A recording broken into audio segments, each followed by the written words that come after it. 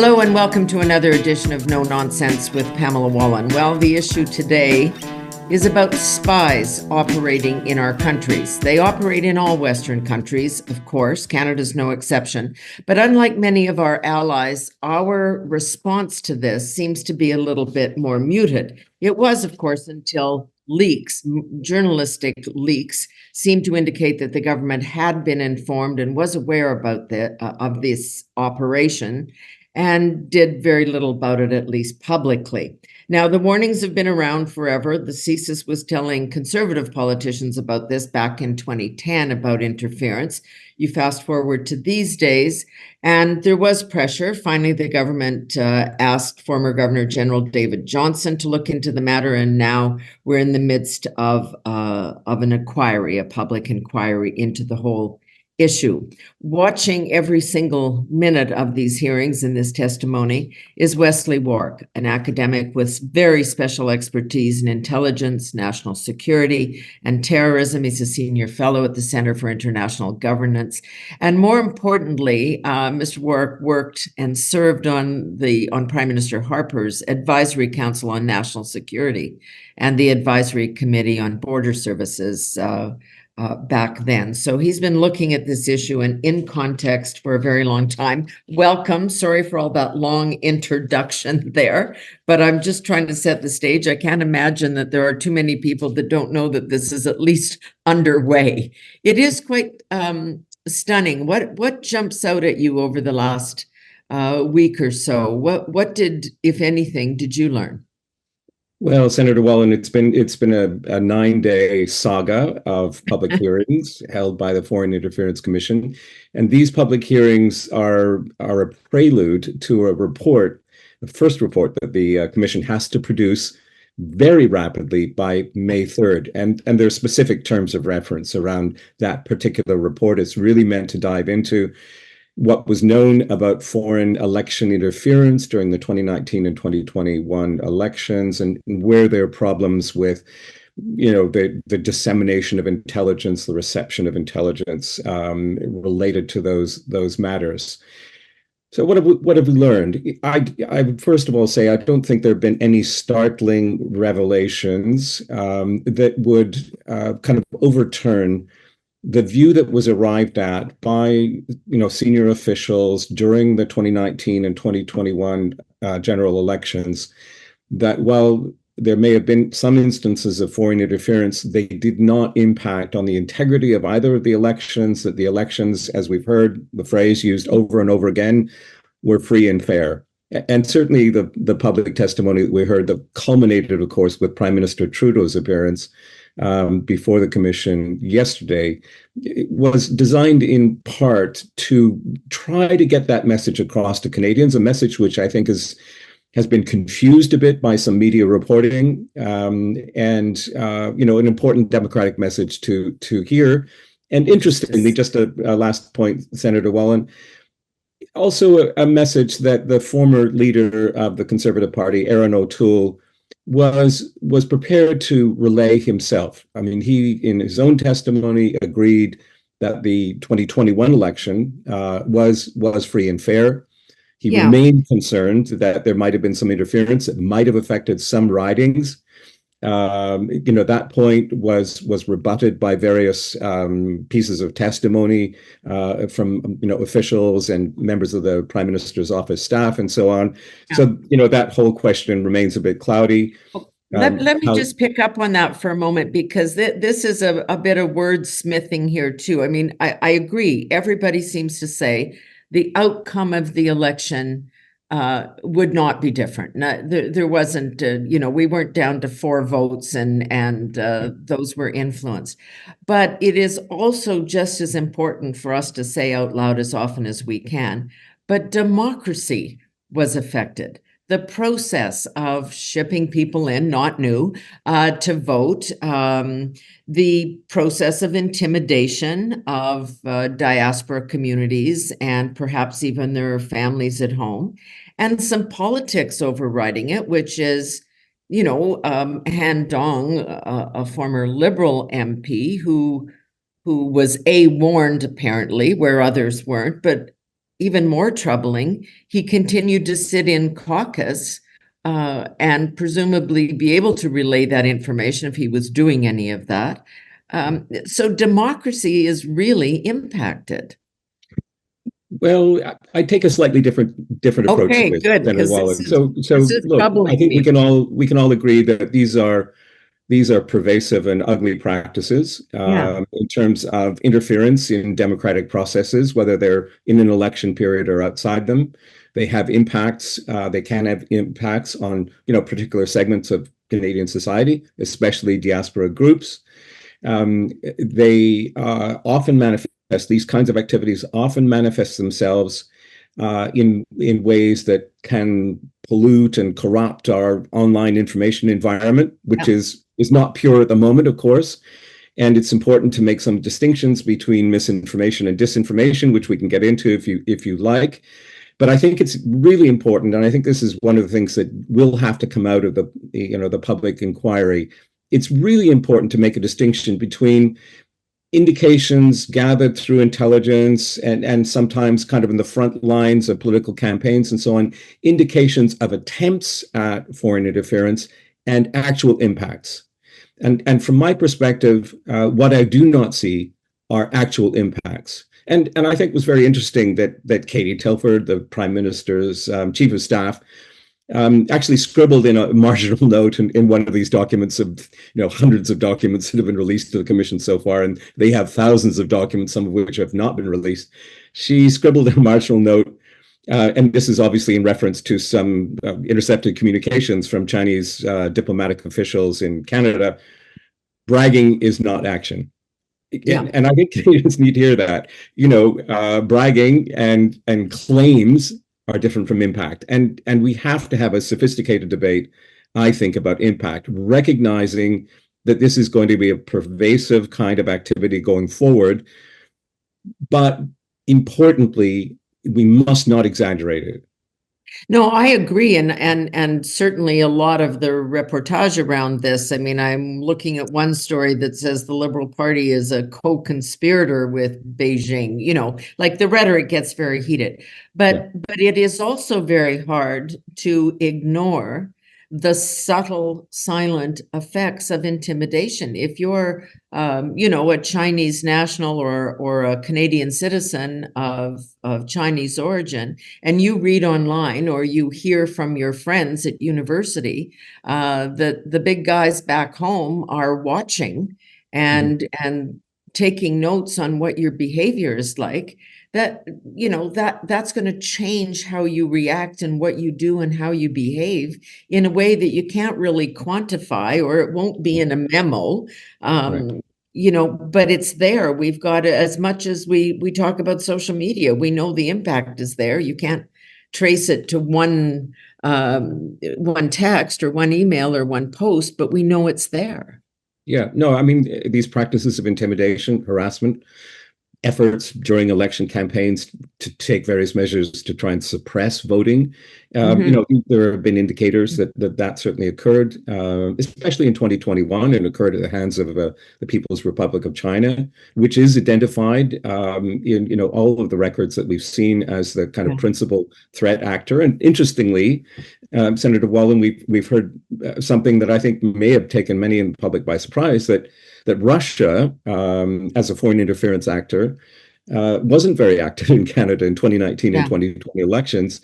And the curious thing there is, of course, we know Russia has vast capabilities and often intent to interfere in democratic societies in the West, and is engaged in a lot of disinformation campaigns, clearly around the Putin's war in Ukraine. But there wasn't much sign of activity on the ground. And I mention that because many of the mechanisms, kind of election protection mechanisms that were set up in Canada in advance of the 2019 election, and then were in place for 2021, were actually designed to counter what was known and feared about Russian interference, and it was particularly focused on concerns about cyber intrusions and cyber attacks of various kinds, because that had been the experience of other countries, starting, of course, with the United States in the 2016 election.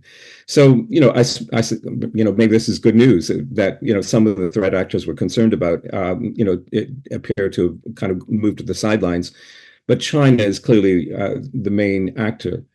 And I think it's important to try and build. And I think this is one of the things that has to emerge out of the public inquiry. Important to build a greater public sense of the nature of foreign interference threats, to try and figure out ways to make sure that diaspora communities can resist these threats, are more resilient. Yeah. But I also think we have to be just a bit careful, and this is just a final point, a bit careful to assume that a diaspora community like Chinese Canadians are, for example, solely reliant on something like WeChat. No, I'm not trying to suggest that at all. But if Yeah. you've got family back at home and somebody is suggesting to you that your behavior is not acceptable and that there may be consequences, however subtle or indirect that may be, it's going to have an impact. And I don't think, I'm not trying to suggest that somebody reads one tweet and their whole behavior changes, but it's the cumulative effect of people being surrounded by that. That's true, and I think it's also probably important to say that when those kinds of forms of intimidation, harassment take place, they're by and large going to be delivered by diplomatic officials of a threat actor in Canada, and so the question is then, what can Canada do about that? Mm-hmm. And I think the track record suggests that we have not been as forceful in dealing with diplomatic activity that goes well beyond, the conventions allowed to diplomats in terms of engaging with communities. It may be difficult to track because it's covert and deceptive. That's part of the kind of definition of foreign interference, but it's got to be tracked.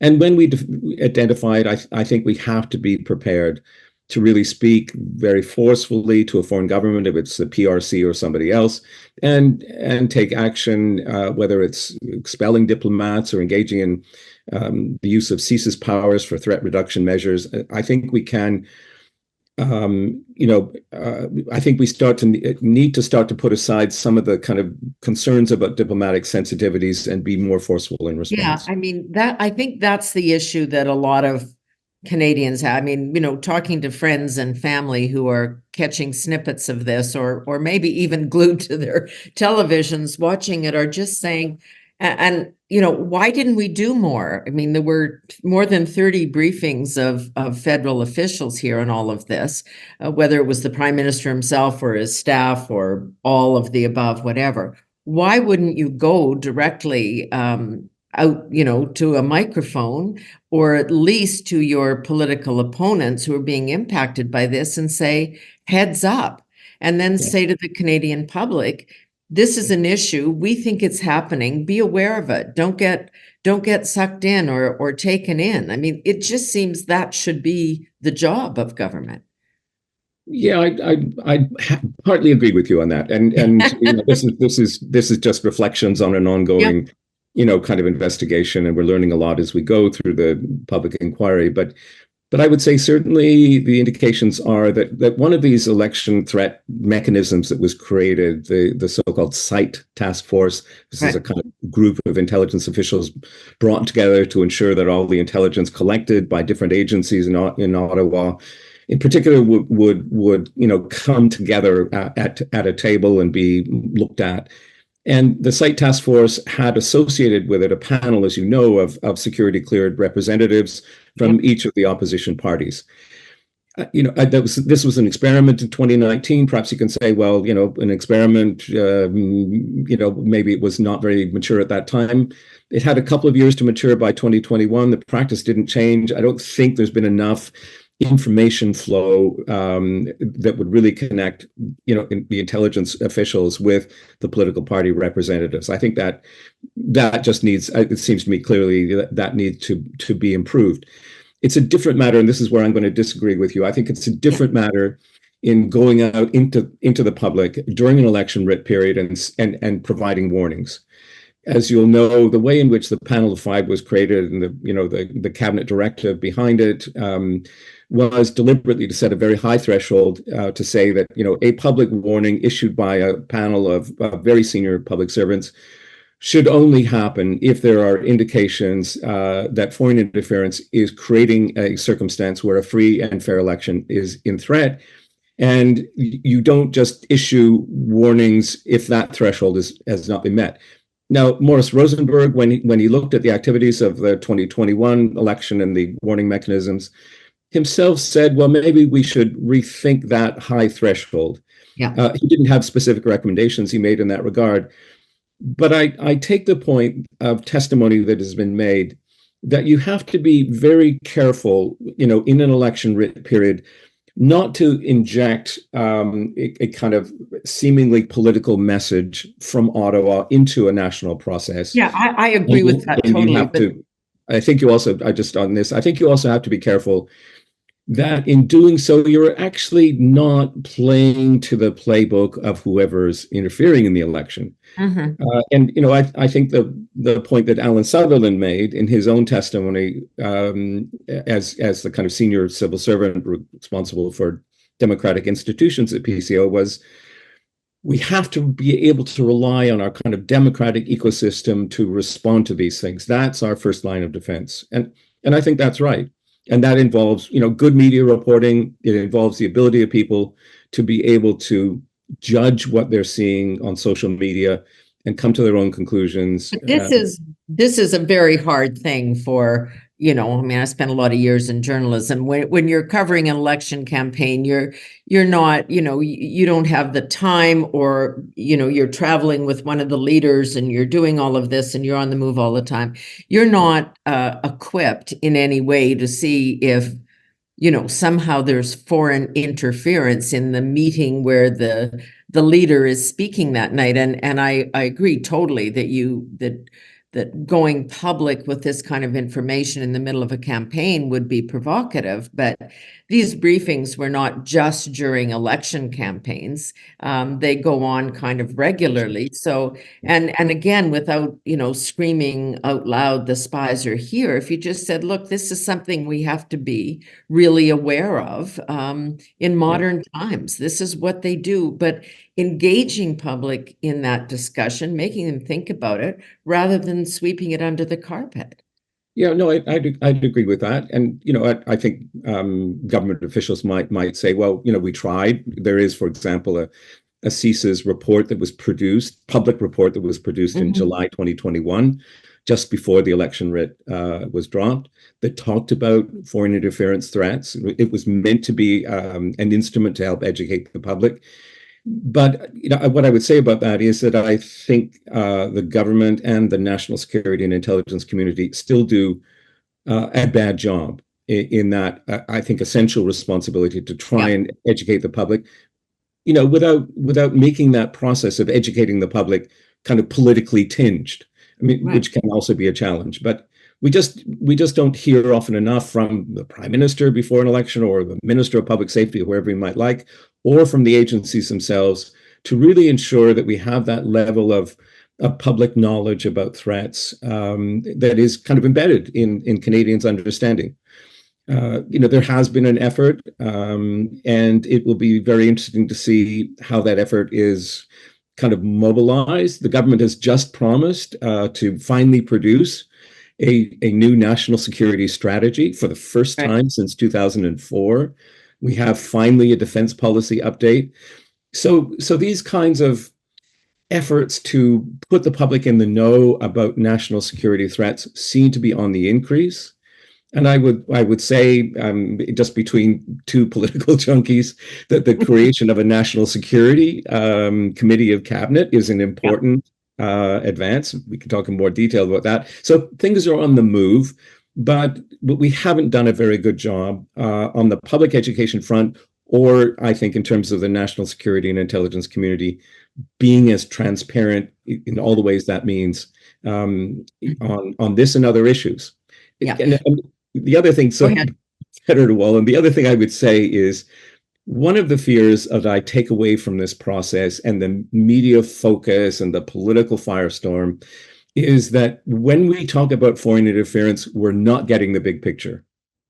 And what I mean by that is that foreign interference has a range of instruments that it uses. And you mentioned spies. Espionage is an important part of that. Cyber attacks, efforts to steal intellectual property, efforts to kind of siphon off our research capabilities, impacts on economic security. That's the big picture issue of foreign interference. And it may strike your listeners, viewers, as a really provocative thing to say. But what I would say is that foreign interference in our elections is at the low end of the scale of the impact of that broader range of threats. I agree. Look, they're way more interested in the intellectual property that they can steal from corporations and have huge economic benefits for that. But just let me come back on two things that you have hinted at, but two things that always set off alarm bells for me. Our allies are very concerned about us. Our membership in Five Eyes and other, you hear from people like, they're really not up to speed. They're really, we're going to make these decisions with the big guys in the room. And the other thing is when you start to see leaks coming out of organizations like CSIS or wherever they might have come from, government officials, because they can't penetrate the government walls and say, look, we are trying to do our job. I'm putting the nicest possible interpretation on this. We are trying to inform people. You're blocking it, so we're going to go around you. Like, those are two troubling things as Right. a citizen. So let me speak to both of these. I mean, you will know that Canada's participation in the Five Eyes, which goes back to the late 1940s, has always been founded on one particular capability that we have as a country, which is our ability to work in the sort of cyber world and collect signals intelligence, foreign intelligence by and large. There's a cybersecurity dimension to that. That's always been Canada's strength. And I think the indications are, and we saw this in a UK Parliamentary Committee report, the indications are that our allies actually value Canada's capabilities in that regard.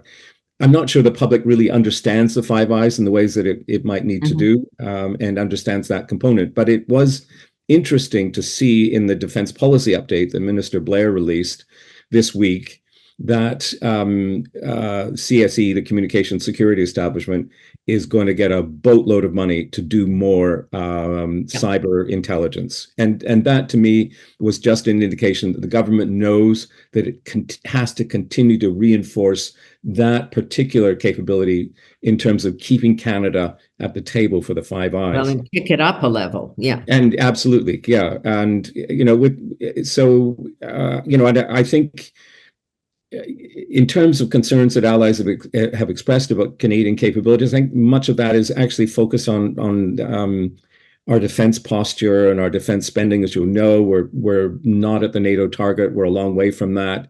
For 2% of GDP, we have an armed forces that has multiple problems, from personnel, recruitment, retention, weapons problems, deployment capabilities. So we have a lot of work to do in that area. It's historically not always been popular to spend a lot of money on the military, because I think Canadians don't really see the point of it. But I think with the Russian attack on Ukraine, in a kind of global dimension, and with the prevalence, and it's going to get worse, of climate change impacts within Canada, forest fires, extreme weather, all the rest of it, and the deployment of the armed forces to deal with that, whether that should be our first instrument. That's a whole other discussion. We'll have another day. I'm just saying, the reason I'm saying this is that I think the Canadian public is beginning to see the point of an armed forces in ways that they perhaps haven't seen since the end of the Cold War. Yeah. So that may change too. So just a comment on the leak process, because we all know it's not just about spying. This happens on all sorts of fronts and all sorts of issues. When bureaucracies or police services or intelligence services are frustrated, they find a way to make this information public. They circumvent this. I mean, whistleblowers are an important part of democracies. We've seen a lot of important information, and I guess that it's reinforced because the government seemed so reluctant to look at this. I mean, reluctantly put David Johnson in charge, reluctantly finally agreed to a public inquiry. Like, so it feeds that sense that's there that somehow there's a blockage. Yeah, let me say on leaks that I find them very problematic, Yeah, and I know sure. that may cut against the grain of your former profession as a journalist, but I do find them very problematic for a couple of reasons. One is that when you have leaks of the kind that we've seen Yeah. since the fall of 2022, and they continue. There was a recent leak to the Globe and Mail, which was very disturbing. Um, those leaks do have an impact on Canada's intelligence collection capabilities. And our reputation. Absolutely, and so that's one problem. Let's not forget that leaks come with a cost. People may say, "Well, great, we've learned a lot from the leaks. They come with a real cost." The second thing is, and this I find particularly disturbing, that when you have leaks of the kind that we've seen, that is selective leaks from unknown persons to a couple of media organizations, where the media organizations themselves have not seen fit to publish any of the material that they've seen and only have selected themselves from it. That process is a process really where public opinion is being steered by leakers through a conduit of the media for reasons that we have to be, I think, skeptical about.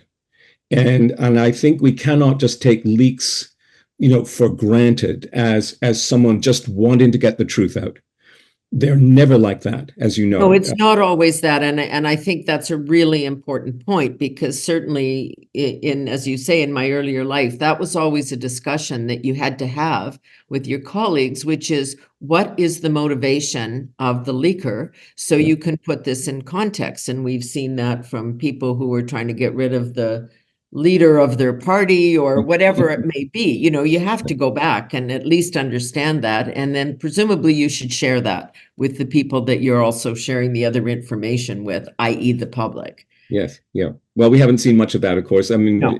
from either organization. The Globe and Mail, as you know, did publish an unsigned op-ed from one of the leakers, which was a curious document, I thought.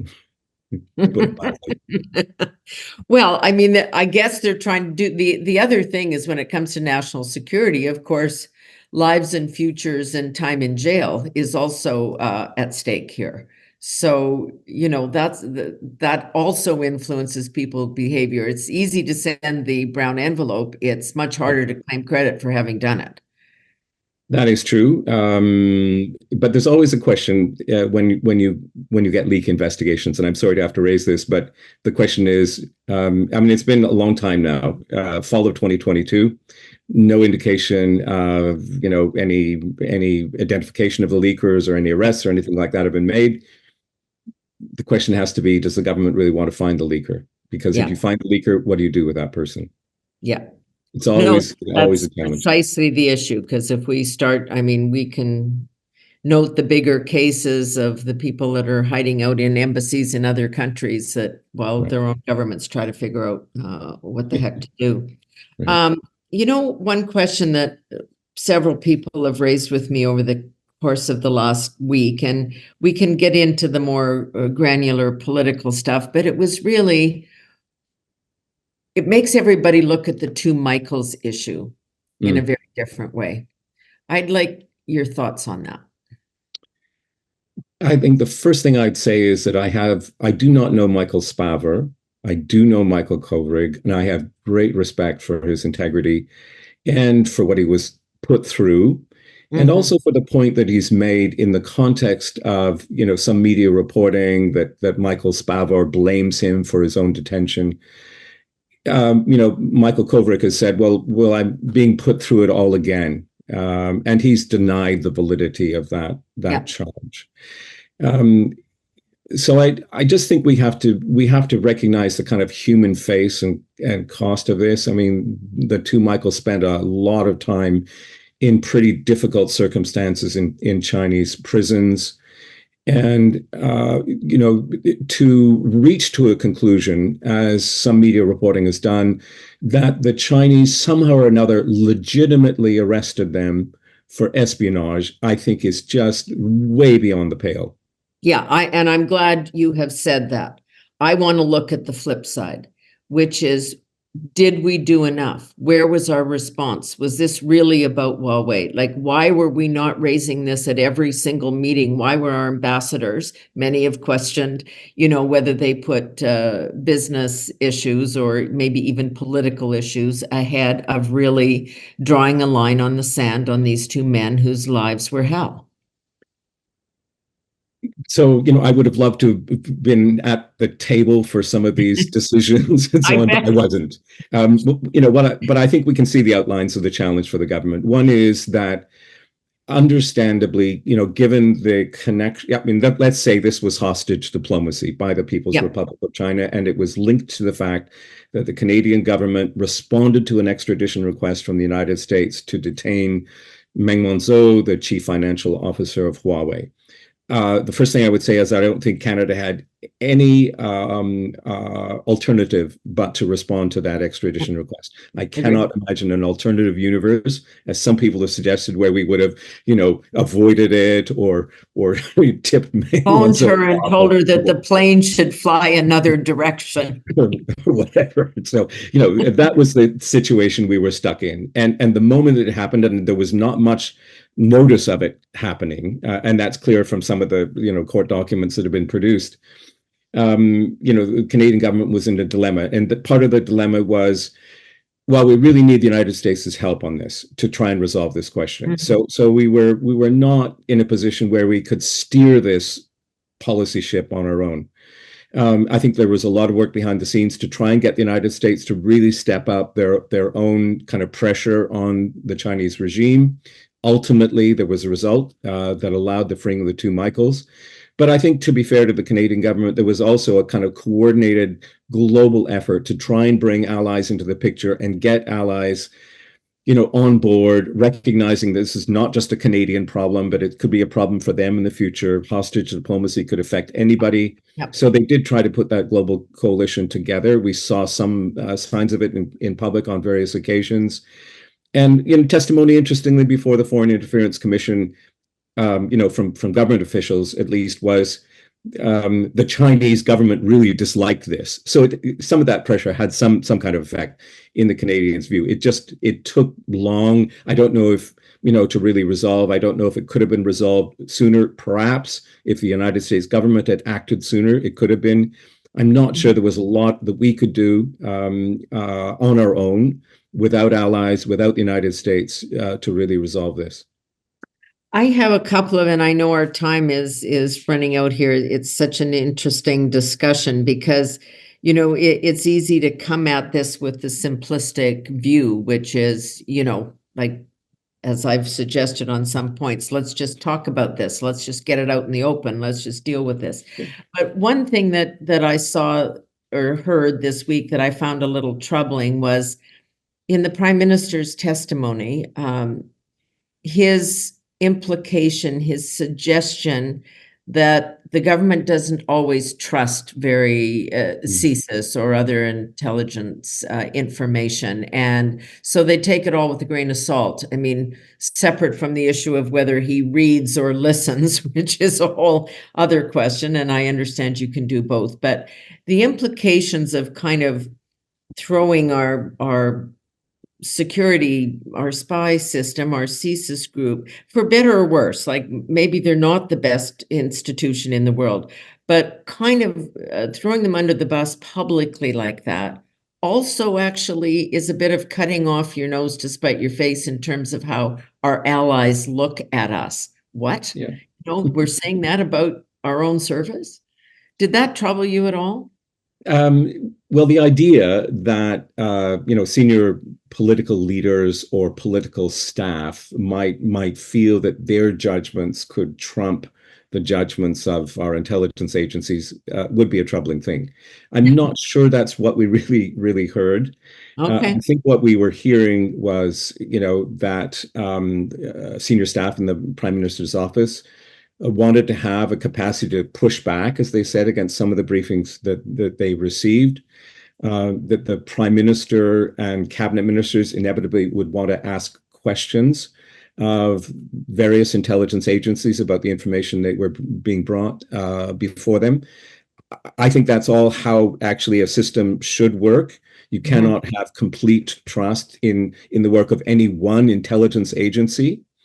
But you also don't want to let that sort of questioning capacity run out of hand so that you start to lose confidence in your own intelligence system. I didn't see signs that was being suggested. But I think there is a problem and I'm not sure that the Foreign Interference Commission is going to get very far in dealing with it. And the problem, and it's a complex one, is the threat of foreign interference being exaggerated? And this can happen, of course. For an agency like CSIS, which is really fastened on this issue, which really wants to have an important voice in policy decisions on this issue. CSIS, like all elements of the intelligence community, can be very siloed, can find itself operating kind of outside the normal world that we all live in. If you're a hammer, everything looks like a nail. Well, exactly. There you go. And, there are certainly, to me, in my reading of some of the documents that have been presented before the Foreign Interference Commission, a clear sign that there is an element of hyping, inflating, exaggerating the threat, which is in turn not a good thing.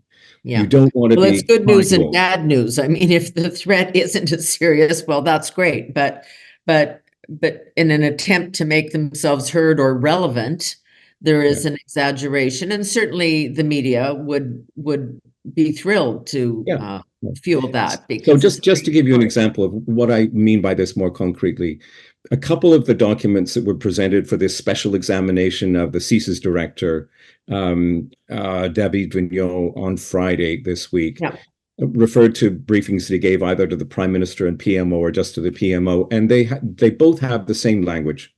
And in both documents, they describe the threat from foreign interference as existential. Yeah. Well, we have to be really careful with the use of that term. Nuclear war is existential. A climate apocalypse is existential. I think it's fair enough to call foreign interference a serious threat, a pervasive threat, but watch that exaggerated language, because it's going to make people tune out. Well, we use it all the time, and that is the trouble. It has become, I think it was Perrin Beatty a couple of weeks ago, because we hear this on the climate issue regularly, saying if everything is existential, then nothing is existential, because it kind of loses the word. But there was a phrase that Mr. Vigneault talked about, and he said he used it all the time and was in his documents. And again, this is about where we are in the world and how our allies see us, but that for intelligence operation when it comes to foreign interference, it's a low risk, high reward endeavor for the bad guys, because we don't take it seriously enough. So it's the flip side of that, right? Well, that's interesting. But one of the leaked documents that came to the Globe and Mail talked about the ways in which Chinese diplomatic officials were getting increasingly worried about the kind of monitoring and surveillance was being conducted against them and proxy agents. So I have some reservations about that language. And part of the reason for that language, we have to admit, is that CSIS would like to have new legislative powers. And I'm okay in policy briefings when a CSIS director, comes to the Prime Minister, cabinet ministers, senior officials, and say, we need new tools. That's absolutely fair enough. What I am more concerned about is when CSIS not only potentially exaggerates a threat, but also says, we know what the policy should be. Yeah. And the policy should be this and this and this. That's different from saying CSIS needs new tools. That's trying to is not their job. Government. Yeah, it is not the government job of intelligence agencies. That's a bright red line. Yeah, for sure. Okay, just to wrap up then. So you mentioned this at the beginning. So now Judge Hogue has this impossible task of by May 3rd, which is essentially tomorrow in the real world, of coming up with some report. Is there even a remote possibility that anything constructive will flow from that? Will we get a serious registry? Is there anything we can, those two separate questions. Let's first do that, which is What will we see on May 3rd? Yeah, I mean, I have to assume that a lot of the conclusions of that May 3rd report are already kind of baked in on Yeah, the yeah. basis of the work the commission has done. And actually submissions from the parties don't even come to the commissioner until April 15th. So, Ah, there's just so not they'll going to be be a lot of taken time to very seriously. Yeah. build it all in. I think the key challenge, to be honest, for Justice Hogue is to try and come up with something new that wasn't said in David Johnson's report. Right. And I hope they don't take that pressure too seriously. I'm sure they'll put their own sort of face on this. But I've always said, in thinking about this inquiry, which is essentially a very curious inquiry. It's an inquiry Yes. based on media leaks, and it's inquiry driven by political desires and debates. We don't Right. usually have judicial inquiries to solve political contests, Yeah. or because the media thinks it's a good idea. Oh, we could have an election. That would be an easier way to deal with. Yeah, see where that goes. Anyway, so it is a very curious Yeah. construct. But my point I want to make is that there may not be a big bang on May 3rd, Yeah. but the second phase of the inquiry I think is really the important one, and they have more time. And Yeah. that second phase is to look at recommendations to the government, only recommendations, of course, because that's what inquiries do, to suggest ways in which any future government can improve Canada's capacity to deal with foreign interference. And I hope that they'll be able to come up with something really substantial when it gets around to that second phase, and the report is not due till December. So there is time to do that. Is there anything proactively that the government could do tomorrow morning? I mean, they don't really need to wait for any inquiry. If they wanted to send a signal that despite all of the politics surrounding this week, small p and large p, you know what, we do think this is important. And so, starting Monday, X is going to happen. Is there some quick fix? Well, probably not. You've been in government. Yeah. So the answer to that is probably not. But here's, things are unfolding that the government will have to respond to, and not just the Foreign Interference Commission. Right. So we're expecting, and I think, the Prime Minister was asked this question in a way in the final question that was put to him at the end of his testimony, and he said, it was a nice kind of gentle exchange. He said he was very much looking forward to the Commission's recommendations, but that doesn't answer your question. But what's going to happen in the meantime? We've got two independent reports from the review bodies coming out. National Security Intelligence Review Agency is going to report soon in public. The National Security and Intelligence Committee of Parliamentarians, with senators and members of the House, is going to report soon. And the government is going to have to respond to both of those reports, and hopefully with some of the kind of concrete measures that you're looking for. Yeah. And as curious as this inquiry may be, I do think in the end this probably has the educative purpose that a lot of people were looking for. Here it is. We're talking about this stuff out loud, and think about it, because we're in an election cycle of some kind. Mr. Wark, Wesley Wark, we've had conversations over the years. This was a great one. Thank you very, very much for your insights on this. A longtime academic specializing in intelligence and national securities, contributed to half a dozen books or more, and thinks about this morning, noon, and night. So we will probably be back to you at some point later after May 3rd to see what you think. Thanks so much. My pleasure. Thanks so much for having me on the program, Senator Wallin. And if I can just tell one final anecdote, I still have fond memories of you and I being part of a sort of convoy of people that went around media outlets immediately after the 9/11 attacks. Exactly. People in the know. So it's always important to try and have these public conversations. No, I really do, and I'm glad you referenced that, because that is important. We as a country had a lot of work to do after 9/11, and we have to always think about the implications of that. But yes, we had a lot of those conversations, and thank you for your work on that as well. All right, that's it for this edition of No Nonsense with Pamela Wallin. You'll see Mr. Wark again, and I'll see you very soon.